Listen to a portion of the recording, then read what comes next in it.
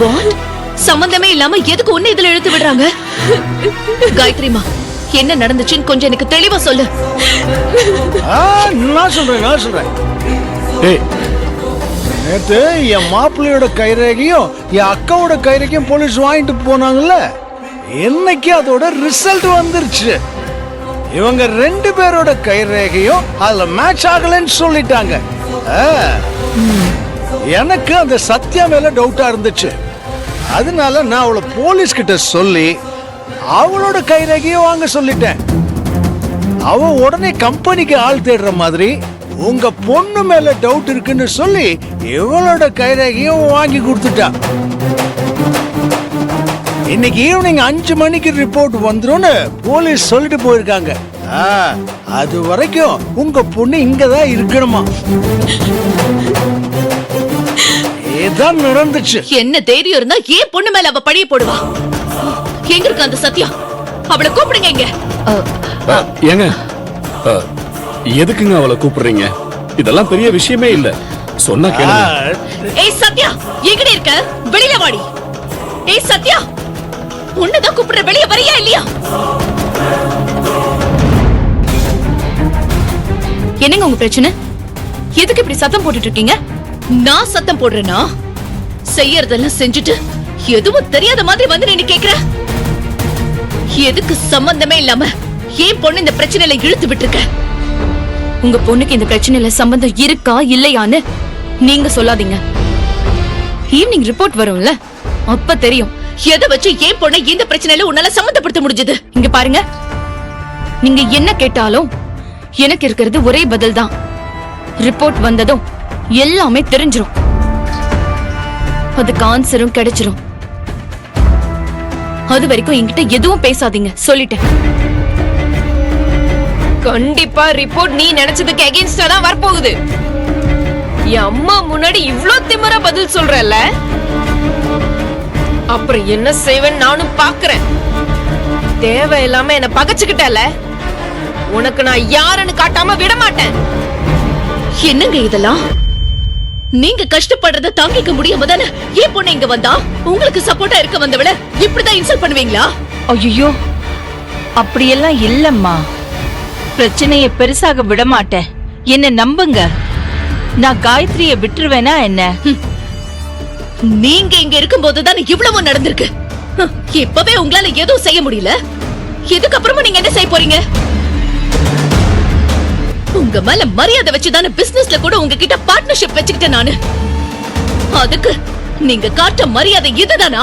இல்லங்க, இந்த விஷயத்துல வேணா என்னால எதுவும் செய்ய முடியாம போயிருக்கலாம். இப்படி எல்லாம் நடக்கும் நான் எதிர்பார்க்கவே இல்ல. ஆனா இதுக்கப்புறம் எதுவுமே நடக்காது, என்ன நம்புங்க. நடந்ததுக்கு உங்ககிட்டயும் காயத்ரி கிட்டயும் நான் சாரி கேட்டுக்கிறேன்.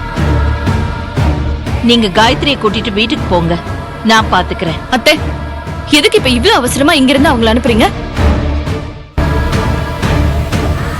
எஸ் என்ன சொல்லிட்டு போனாருன்னு தெரியும்ல.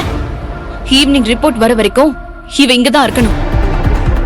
அதெல்லாம் நான் பாத்துக்கிறேன்னு சொல்றேன்ல, நீ கொஞ்சம் அமைதியா இரு சத்யா. இது உனக்கு தேவையில்லாத விஷயம். எது தேவையில்லாத விஷயம்? இவ மேல கம்ப்ளைண்ட் கொடுத்திருக்கிறது நான். ரிப்போர்ட் வர வரைக்கும் இவ இங்கதான் இருந்தாகணும். இல்லனா இதோட சேர்த்து நான் வேற மாதிரி கம்ப்ளைண்ட் கொடுக்க வேண்டியதா இருக்கும்.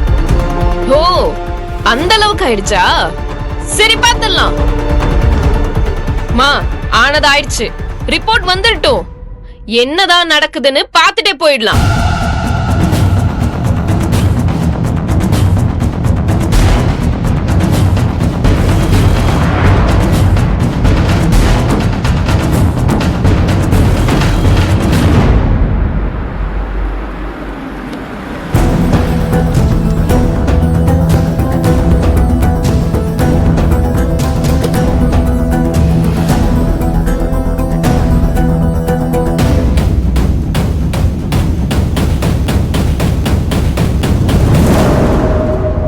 தேவி காணாம போன அன்னைக்கு நைட்டு நான் இந்த சத்யாவை கண்ணதாசன் தெருவில் பார்த்தேன்.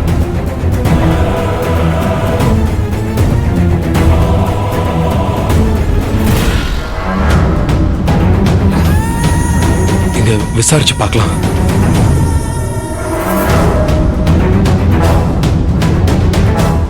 Excuse me.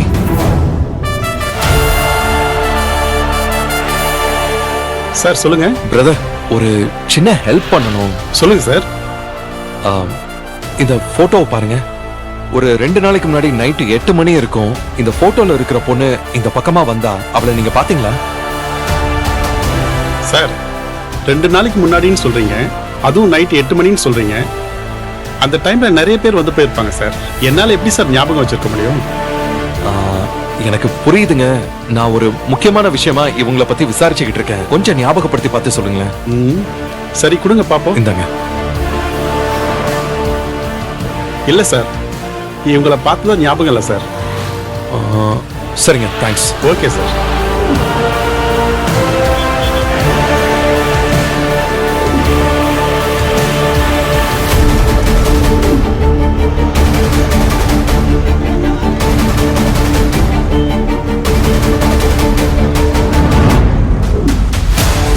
என்ன யாருமே சத்யாவை பார்க்கலன்னு சொல்றாங்க. ஆனா மாமா அவ்வளவு ஸ்ட்ராங்கா சொன்னாரு. உண்மையிலே அந்த ஆளு போதையில தான் உளறி இருக்காரா? சத்யாவும் அன்னைக்கு நைட்டு இங்க வரலன்னு தான் சொல்றா. ஆனா என்னவோ தெரியல, உள்ளுக்குள்ள ஒரு மாதிரி உறுத்திக்கிட்டே இருக்கு.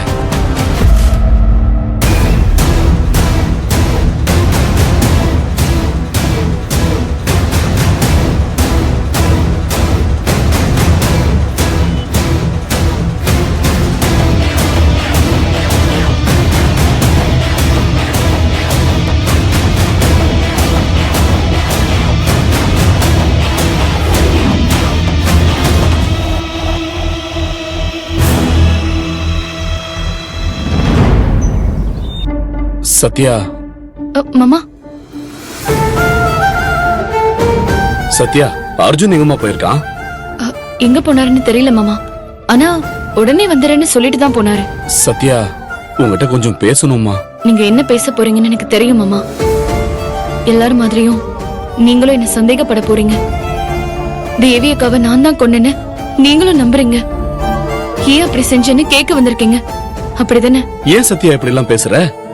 உன் மேல இருக்கிற கோவத்துல செல்வனாகி உன்னை தப்பா நினைக்கிறா. அந்த சேது ஏதோ குடிச்சிட்டு வந்து உளறான்.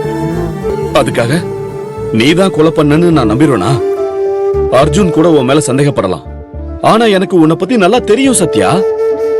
நீயா வந்து தேவியை கொலை பண்ணதா சொன்னா கூட நான் நம்பவே மாட்டேன். நீ அப்படி சொன்னா கூட ஏதாவது ஒரு காரணம் இருக்குன்னு எனக்கு தெரியும். அதுல நான் ரொம்ப கிளியரா இருக்கேன். சத்யா, இப்ப நான் பேச வந்தது வேற விஷயமா. உனக்கு செல்வநாயகி மேலதான கோபம். ஏன் சம்பந்தமே இல்லாம அந்த காயத்ரி இதுல இழுத்து விட்ட? நான் என்ன செஞ்சாலும் அதுல ஒரு காரணம் இருக்குன்னு நீங்க நம்புறீங்கல்ல, அப்புறம் ஏன் மாமா நீங்க அத பத்தி கேக்குறீங்க? அந்த காரணம் என்னன்னு தான் நான் கேக்குறேன்.